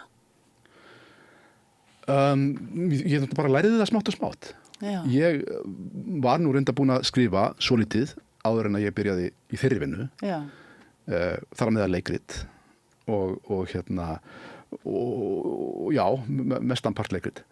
Hvað fyrst, já, eins og þú sagðir áðan, þú varst náttúrulega bara sem unglingur að skrifa leikrit og svo samið texta og söngva og eitthvað svona. En sko, bara sem ungur leikari og nýorðinn leikstjóri, til dæmis í útvarpsleikhúsinu, þá skrifaði ég leikrit sem að voru færð upp og ég man að það fyrsta sem ég skrifaði fyrir útvarp var leikgerð á smásögu eftir Stephen King, sem heitir Stundum koma þær aftur. Og ég fekk mér að segja að leikstýra því að hluta og síðan skrifaði ég stóra seríu sem heitir Boðið upp í morð. Alveg rétt. Og þar ég eiginlega að tjá aðdáun mína á gamaldags útvars sakamála leikritum sem ég var alinn uppið.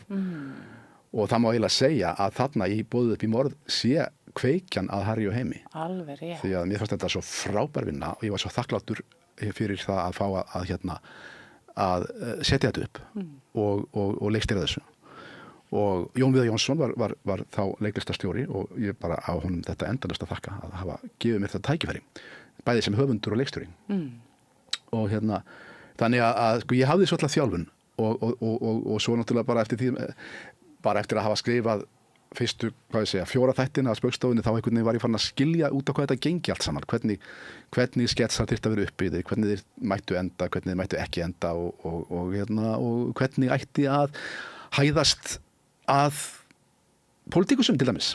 Já, hvernig, en það svo margt sem kemur til þar, það svo ótrúlega margt sem þarf að smetla saman til þess að vera góður skets til dæmis. Já. Og eins og þú segir að fara ekki yfir mörkin og skera þetta rétt, þannig að maður sé ekki meiða og særa og þið dönsuðu nú á þessari línu í þessi, 30 ár? Já, einmitt. Þó að auðvitað voru ekki allir ánægðir. Nei. Ég meina það voru menn sem að við svona gerðum grínað sem tóku það mjög nærri sér. Hefurðu heyrt einhverju svoleiðis sögur? Já, ég hef heyrt, alveg. Og stundum fengum við skilaboð að þetta væri nú einum of og þetta svona mættum við ekki gera og svo framvegis. Og það í raun og veru, sko það má alveg skoða það má alveg velta því fyrir sér.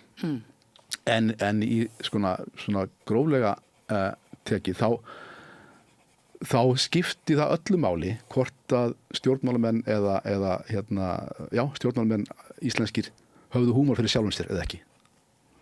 Já. Ef þeir höfðu það ekki, þá var þetta alls ekki þægilegt.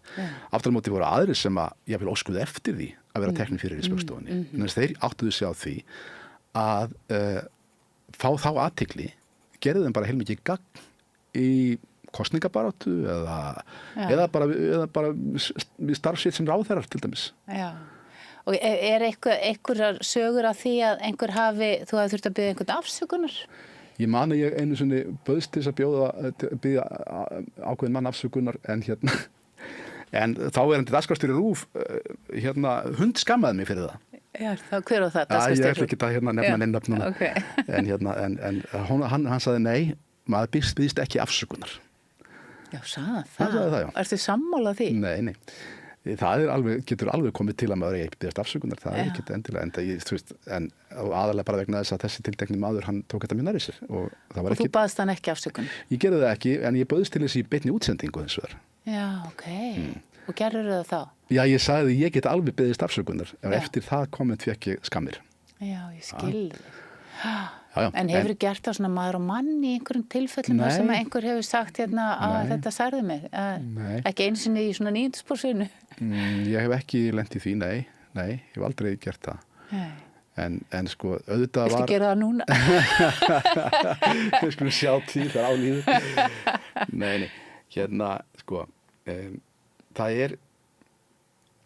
var nú svo ágætti listamaður og rithöfundur Dario Fo, ítalska leikskáldið sem að skilgreindi sjálfan sig sem trúð og hann var skrifaði gríðarlega öfluga ádilverk fyrir leiksvið á Ítalíu, heima á Ítalíu og deildi heilmikið á stjórnvöld, naut mikill af vinsælda og fékk Nóbelsverðlaun 1997. Þegar hann tóku verðlaunum þá sagði hann, það sem stjórnvöld eru hræddust við er hlátur. Þau þola mótmæli, en þau eru skítrædd við að láta hlæja sér. Og þetta er nefnilega svolítið merkileg pæling. Það upplýðum við til dæmis í gegnum okkar Spaugstofuna, að það urðu kynslóðaskipti innan ákveðina stjórnmálaflokka og kynslóðin sem tók við hafði engan húmor fyrir sjálfum sér og tók bara hreinlega að berjast gegn Spaugstofunni af því að fólki fannst það bara verið að fara illa með það. Og við fengum oft skilaboð til dæmis frá einhverjum bara, fólki sem ekki endilega var neitt að áberandi í samfélaginu en sendi okkur skilaboð og sagði, heyrðu drengir, þið eru bara að gera grínað Sjálfstæðisflokknum og Framsóknarflokknum. Hvað er að ykkur? Eru þið svona vinstri sinnaðir? En við litum öxl og sáum að nei, við höfum gert grínað öllum stjórnmálaflokkum öllum ráðherrum samur hvaða flokkið þeir komu. Við höfum líka gert grín að stjórnarandstöðunni. Þannig að þarna skortir bara á húmor fyrir sínum eigin stjórnmálaflokki. Ef einhvern tímann sagt eitthvað fyndið þennan eða þennan flokk, þá það óréttlætanlegt. Já. En svo tek ég ekki eftir því, þó að ég verið ekki að gera grínar að öðrum flokkum sem ég á móti. Já, fólk að hafa ágjörð að þið væru að hafa áhrif þarna með og væru með afstöðu. Jú, en þú segir yngra fólk átti erfiðara með þetta. Var það ekki einhver breyting líka í húmor? Varandi það að það mátti, þú veist, í þarna svona seinni tíma grín meira að gera grín að sjálfum sér en ekki öðrum.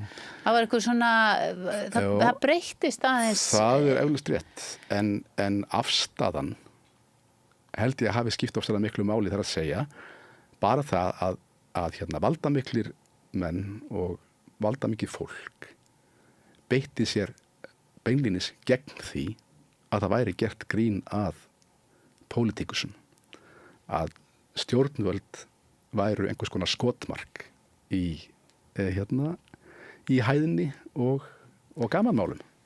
Ok, nú ertu komin inn á eitthvað þar sem að mér heyrist eins og þú lítið þannig á að það hafi jafnvel ykkur hafi verið ýtt út. Já. Það var þannig. Það var þannig. Segðu aðeins frá því. Já, ég get ekki sagt frá því vegna þess að ég fikk aldrei að vita þetta bókstaflega. Nei. En ég vissi að það var óbúslega mikil pressa í gangi á RÚV að láta okkur fara. Og hún hafði staðið nokkur ár. Og þá ertu að segja frá Sjálfstæðisflokknum? Nei, ég ekki að tala um ákveðin flokk. Ég bara að tala og ég veit ekki hvað endilega nákvæmlega hverjir þetta voru. Nema í einhverjum tilfellum. En það var, ég veit að það var mikið pressað. Já. Og kvartað. Og á endanum bara gafst útvarpsstjóri upp, held ég, og sagði gott og vel. Já, bara láta það að fara. Láta það að fara. Var það erfitt? Var erfitt að hætta? Var þetta það stór partur einhvern veginn af lífinu?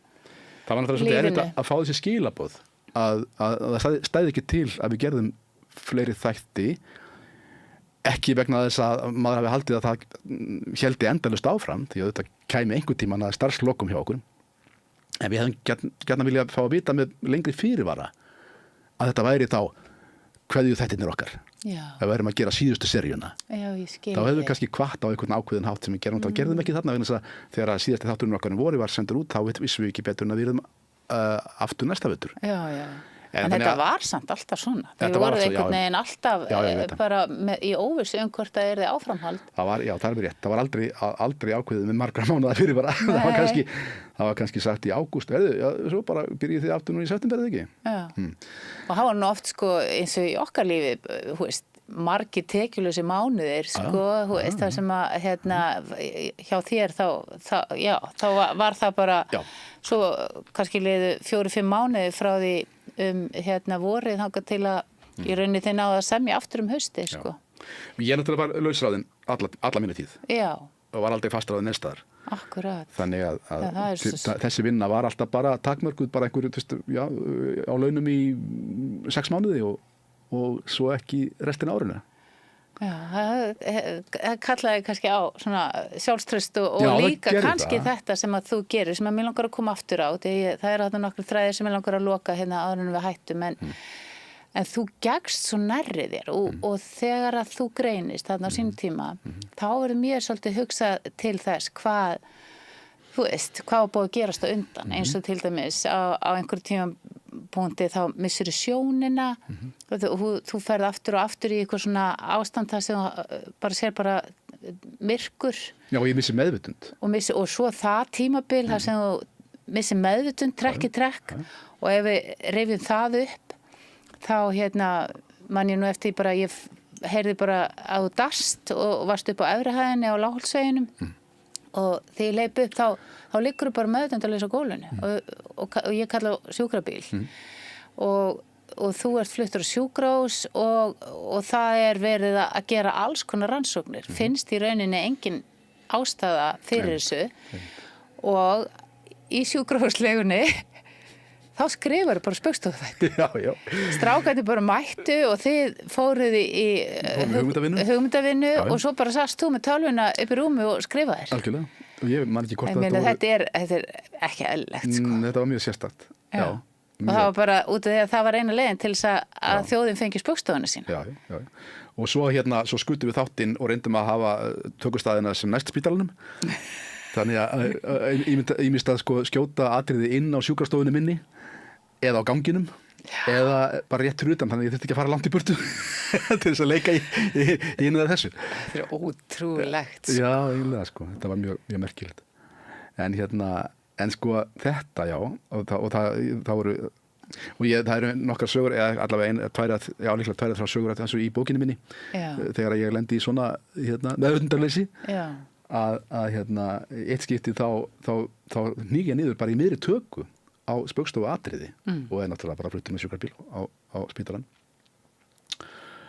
Og og svo skrifaði ég. Í fyrsta skipt sem þetta gerist, þá varst að taka upp útvarpsleikrit og þú varst einn inn í hljóðverinu og það leið einhver tími. Við vissum ekki hvað það hafi verið meðvitundarlaus lengi því að það var bara búið upptöku loki og svo komstu bara ekkert fram. Nei, og enginn tók eftir því. Já. Einhvern tímann átti einhver leið inn í klefan, hljóðklefan og þá fannst ég þar. Geturðu aðeins staldra við þetta? Kalli, hvað er í gangi hérna? Sko, ég veit það ekki, en ég ætla, og ég er búin að óska eftir sérstökum samræðum við tauga sérfræðingin minn. Vegna þess að þegar að æxlið finnst í höfðun á mér fyrir 3,5 ári, þá tekur skurðlæknirinn minn gamlar myndir, þar sem ég hafði gamlar heilamyndir af mér. Og, frá þessum tíma? Nei, reyndar ekki, en sú elsta er frá 2016, þetta er sko 2022 og hann sýnir mér myndina. Þetta er miklu fyrr, það sem varst að missa meðvitund. Já, ég veit það, en hann sýnir mér myndina og segir, sjáðu hérna er æxlið komið. Og það er mér að sé ekkert pínulítið, það er svolítið stórt. En enginn tók eftir því þessari myndatöku, það var verið að leita einhverju öðru. Í myndatöku þannig? Það var út af einhverju öðru, það var eitthvað sem ég lendi í að, ég myndi að missa einbeitingu, ég vissi ekki hvar ég var staddur og eitthvað. Já. Og það var annað tímabil sem þú fórst í svona dissociation. Já. En þess vegna hugsa ég, gott og vel, úr því að æxlið að fara að festast á mynd 2016, er þá möguleiki að það hefur verið að byrja að myndast 1997 þegar að ég verð fyrir fyrsta áfallinu og dett koll. Sko, ég á ekkert vona á að fá skýr svör þessu, en mér finnst það bara að vera hugmynd svona allavega fyrir tauga sérfræðinga að velta fyrir sér hvort að þetta geti gerst. Það lítur að vera einhver skýring, sko. Það var meira sér verið að tala með að setja upp gangráð og þú veist bara... Ég var laður hjartadild á eitt skiptið. Já. En það fannst ekki neitt sem að var Ert þú með einhverja kenningu sjálfur? Nei, ég hef komið með alls konar kenningar. Bara til dæmis þessi leiðinlega þrendatauga vandamál sem ég er með í andlitinu. Ég fékk þá hugmynd að þegar ég var 11 ára gamall þá brauti ég mér efri kjálkan. Var mjög slæmt brott og flís sem að flísaðist úr og rakst út í gegnum tannholdið og svona. Og svo bara, fyrst fór ég í einhver aðgerð við þessu mörgum árum setna og þetta var lagað með einhverjum hætti. En af því að núna finnst mér eins og þessi verkir eigi oftast upptök í í kjálkanum, í efri kjálkanum. Ertu ekki líka með góm sem að, þú veist, festir höfuðbeinin saman? Eða... Nei, ég er bara með falskan svona framtanna. Já, það sem er heill. Já, hann er heill. Já, og þegar ég hef heyrt það, þú veist, þeir sem eru í svona craniosacral hugmyndafræðin út í að höfuðbeinin reyfast, að þeir hafa verið að láta laga svona, þannig að það sé aðskilið, þannig að höfuðbeinin geti haldið áfram að reyfast. Já, þess vegna fór ég fram á nýja rannsókn. Ég fór í nýja skimun fyrir einhverjum 2-3 mánuðum. Og það kom ekki til ljós sem að gat stutt þessa kenningu mína. En allt í lagi, ég sagði gott og vel, ég fekk þá allavega einhvern til að skoða þessa hugmynd. Ok. Já, þannig að, en svo, en nú er ég búin að finna mér raddæfingar sem að víbra kjálkan á réttan hátt. Ok. Þannig ég bara stendur í glugga og geri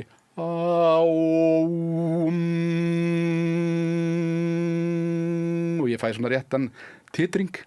Hvar er hann? Hann er hérna. Hann er hérna. Já, ég get beint honum þangað, sko. Já. Hugmynd, þetta er hugmynd fyrir mér Já, og ég já, held að hún sé að gera mér eitthvað gagn. Já. Og þú hefur alveg farið ýmsar óhefbundnar leiðir til þess að hérna hjálpa þér. Já, ég hef gert. Og hérna, er eitthvað svo leið sem þið finnst hafa gagnast best?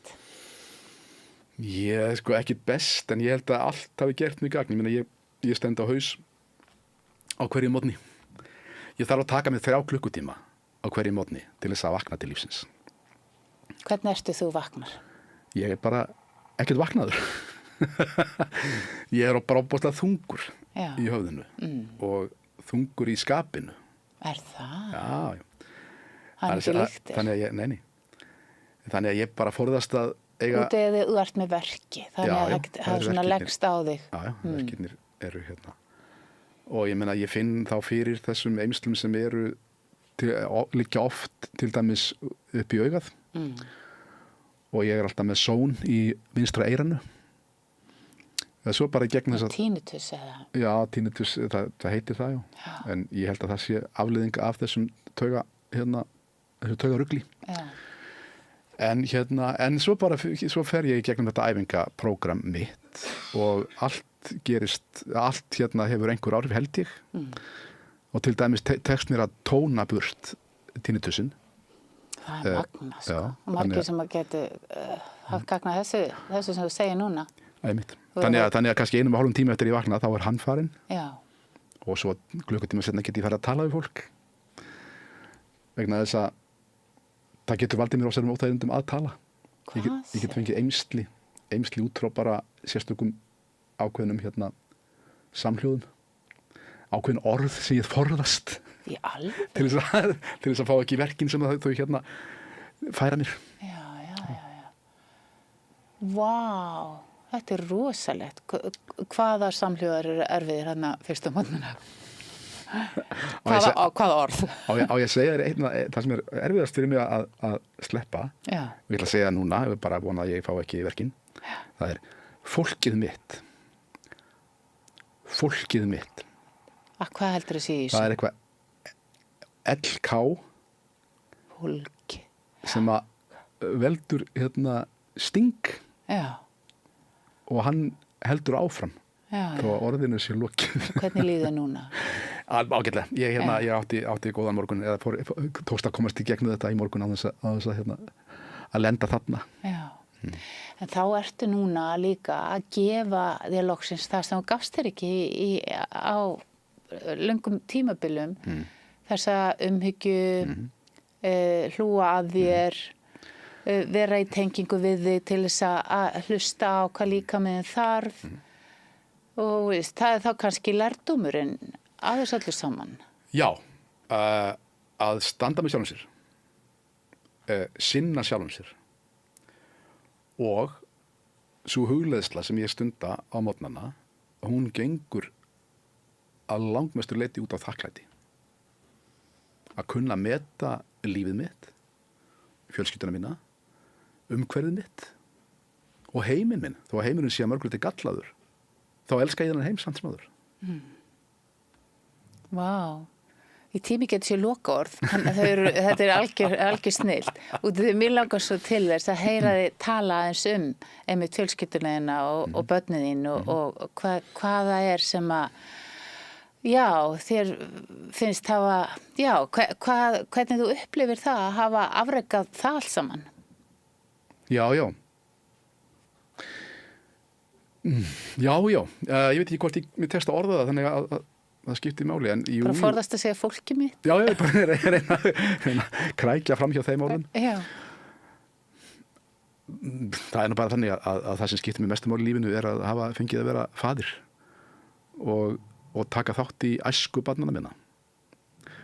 Og ég líka bara, hef alltaf verið svo seinþroska, ég voru gaman að ég leika mér við krakka. og við höfum getað leikið við, þú veist, bara stelpurnar mínar allavega tvær þeirra eru heilmikið í músík. Er þetta stelpurnar okkar? Já, einmitt Brynhildi og Álfheiði. Já. Og við eyddum sko að löngum og óbóðslega skemmtilegum stundum í að semja saman músík þegar það voru litlar. Það var alltaf verið að syngja og dansa. Já, það er fullt af lögum eftir okkur sem að við höfum eiginlega ekki sungið fyrir neitt annan heldur en okkur sjálf. Þannig að þetta, þú veist, og svo bara þakklæti fyrir það að þetta skuli allt saman hafa gengið vel og enginn hafi þurft að glíma við brjálæðislega erfiðleika í þessu lífi. Já. Þannig að það er þakklæti, auðvilt að vera þakklæti þar. Það er bara, ég þekki ekki annað. Og hvernig finnst þér þá að vera afi? Það er líka bara magnað. Það kemur nýr kafli. Já, og ég veit að Bergrós, yngsta barnabörnið okkar, hún er með því miklu uppáhaldi. Já, það er bara því ég er á svipuðu þroskastíðum. Já, allavega hún hleypur í fangi að þér og Já, ég er bara, bara auðvitað fyrst og síðast þakklátur fyrir það að eiga þessi börn og barnabörn.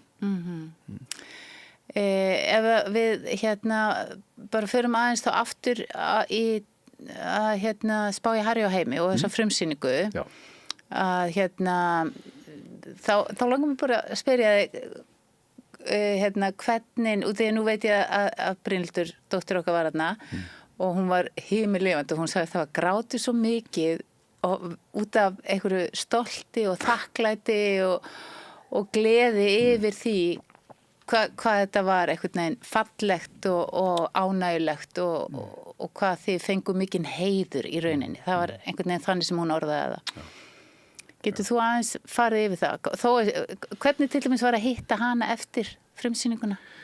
Það var náttúrulega bara óbóðslega mikil gleði sem fylgdi því. Já. Alveg óskaplega og það er nú bara, en það án og við eiginlega alltaf því hitti börnum mín.